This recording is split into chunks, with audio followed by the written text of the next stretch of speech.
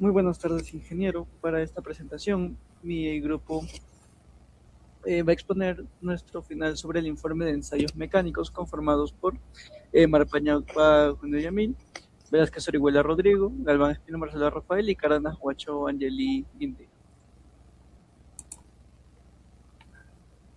La selección del material adecuado es un aspecto fundamental en cualquier proceso de diseño, ya que de sus propias propiedades mecánicas depende el desempeño, la seguridad y la vida útil del producto final. Un material mal seleccionado puede provocar fallas prematuras, aumentar los costos de mantenimiento o incluso generar riesgos durante su funcionamiento.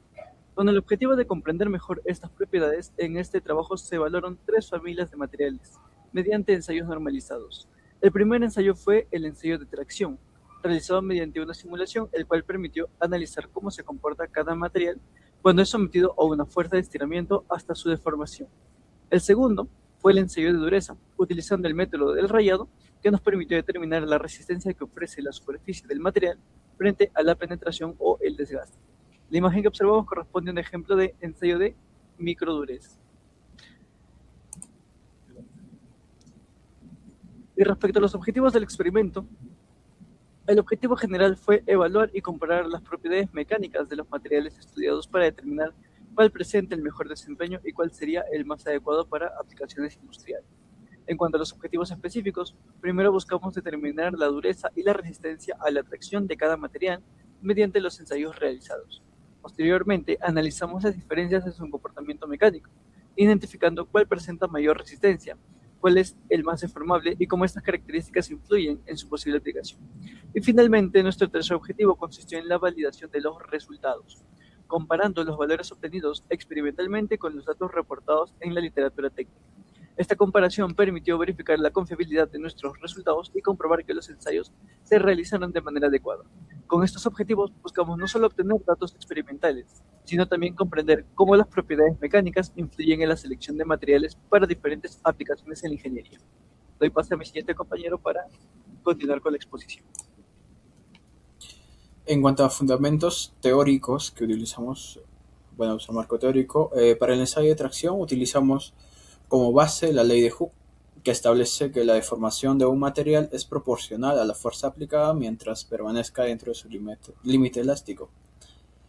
Además, calculamos el esfuerzo normal utilizando la relación entre fuerza aplicada y el área transversal de la probeta, y la deformación unitaria como el cociente entre el alargamiento y la longitud inicial.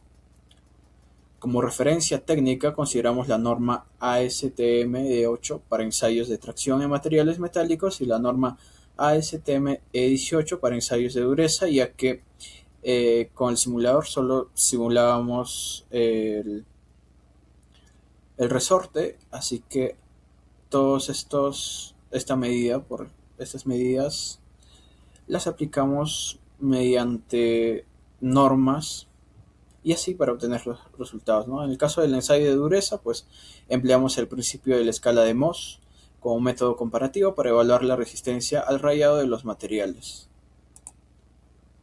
En cuanto a la metodología de tracción, el ensayo de tracción se desarrolló utilizando el simulador PET Ley de Hooke, el cual representa el comportamiento elástico de un material sometido a una carga axial. Para la simulación asumimos una probeta con una longitud inicial de 100 milímetros y un área transversal de 100 milímetros cuadrados. La constante elástica utilizada fue de 200 newtons por metro y posteriormente aplicamos incrementos de fuerzas de 12 hasta 100 newtons. Con los datos obtenidos calculamos el esfuerzo y la deformación unitaria para construir la curva esfuerzo deformación y analizar el comportamiento del material. En cuanto a la metodología del ensayo de dureza, bueno, seleccionamos tres materiales representativos de diferentes familias: cobre como metal, el PET como un polímero y madera como material natural. Cada material fue preparado con tres probetas para garantizar la repetibilidad del ensayo.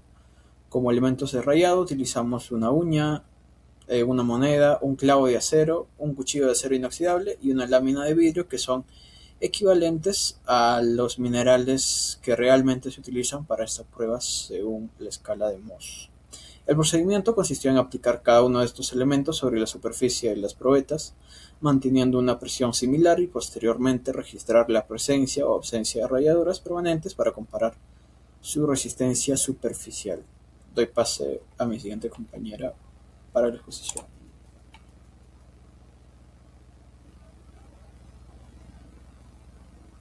Continuando, me tocó los resultados del ensayo de tracción, en la cual podemos apreciar que en la gráfica obtenida muestra una relación lineal entre el esfuerzo y la deformación unitaria. Eso significa que conforme aumenta la fuerza aplicada, el material va a experimentar un incremento proporcional de la deformación, manteniéndose dentro del comportamiento elástico. Este resultado también confirma el cumplimiento de la ley de Hooke y coincide con el comportamiento esperado para un material antes de alcanzar su límite elástico. Debido a que el ensayo fue simulado, no fue posible observar la deformación plástica ni la fractura del material. Ya. El resultado del ensayo de dureza. Los resultados obtenidos permitieron diferenciar claramente la resistencia superficial de los materiales. El cobre presentó una dureza intermedia, ya que fue rayado por el clavo de acero. El comportamiento consiste con una dureza aproximada de 3 en la escala de Mohs. El PET resistió el rayado producido por la uña y la moneda, pero presentó marcas con el cuchillo y el vidrio, demostrando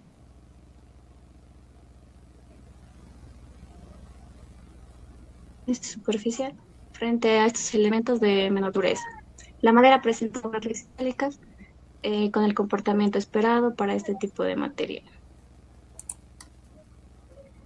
Bueno, en análisis y discusión, al comparar los resultados con la literatura especializada, observamos una adecuada concordancia que en el ensayo de tracción se verificó el comportamiento lineal característico de la región elástica descrito por la ley de Hooke.